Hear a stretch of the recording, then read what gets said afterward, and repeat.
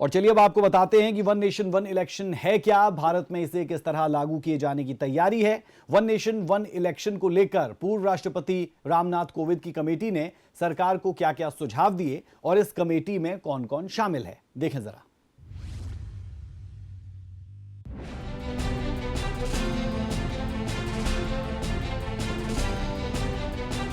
भारत में फिलहाल विधानसभा और लोकसभा के लिए अलग अलग समय पर चुनाव होते हैं।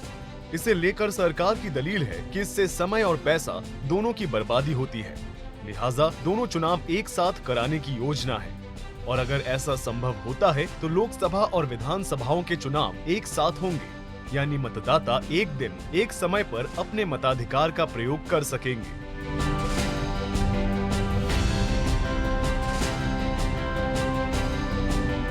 बीजेपी अपने इस कदम को ऐतिहासिक बताने में जुटी है और इसे सफल बनाने को लेकर पूर्व राष्ट्रपति कोविंद की अध्यक्षता में एक कमेटी बनाई गई है। 2 सितंबर 2023 को बनाई गई इस कमेटी ने स्टेक होल्डर्स और एक्सपर्ट से चर्चा के बाद 14 मार्च 2024 को अपनी रिपोर्ट राष्ट्रपति द्रौपदी मुर्मू को सौंप दी थी। बता दें कि वन नेशन वन इलेक्शन को लेकर कोविंद कमेटी ने सरकार को अपने 5 सुझाव दिए हैं, जिसमें उन्होंने बताया है कि सभी राज्यों में विधानसभा का कार्यकाल अगले लोकसभा चुनाव यानी 2029 तक बढ़ाया जाए। हंग असेंबली यानी किसी को बहुमत नहीं मिलने की स्थिति में बाकी 5 साल के कार्यकाल के लिए नए सिरे से चुनाव कराए जाए। पहले फेज में लोकसभा विधानसभा चुनाव एक साथ कराए जा सकते हैं। उसके बाद दूसरे फेज में 100 दिनों के भीतर लोकल बॉडी के इलेक्शन कराए जा सकते हैं। चुनाव आयोग लोकसभा, विधानसभा, स्थानीय निकाय चुनावों के लिए राज्य चुनाव अधिकारियों के परामर्श से सिंगल वोटर लिस्ट और वोटर आईडी कार्ड तैयार करेगा। एक साथ चुनाव के लिए उपकरणों, जनशक्ति और सुरक्षा बलों की एडवांस प्लानिंग की सिफारिश की गई है।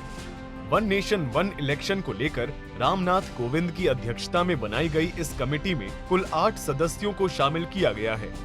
इनमें पूर्व राष्ट्रपति रामनाथ कोविंद, हरीश साल्वे वरिष्ठ अधिवक्ता, अमित शाह गृह मंत्री, अधीर रंजन चौधरी कांग्रेस नेता, Ghulam Nabi DPA party, N K Singh 15वें वित्त आयोग के पूर्व अध्यक्ष, डॉक्टर सुभाष कश्यप लोकसभा के पूर्व महासचिव, संजय कोठारी पूर्व मुख्य सतर्कता आयुक्त शामिल हैं।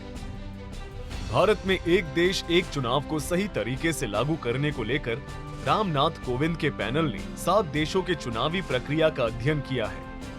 इनमें स्वीडन, बेल्जियम, जर्मनी, दक्षिण अफ्रीका, जापान, फिलीपींस और इंडोनेशिया शामिल है।